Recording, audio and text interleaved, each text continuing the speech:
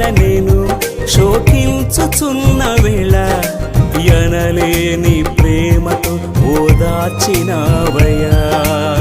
సింహపు పిల్లలైనా లేమి కలిగి ఉండునేమో, సింహపు పిల్లలైనా లేమి కలిగి ఉండునేమో, కొదువేమి నాకు లేకుండా సమృద్ధిగా దీవించావయ్యా.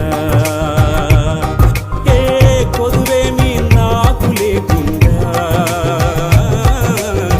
సమృద్ధిగా దీవించావయ్యా. యేసయ్యా సమృద్ధిగా దీవించావయ్యా. ప్రభువా నీ సన్నిధిలో నాకెంతో ఆనందం, సంతోషమే సమాధానమే, సంతోషమే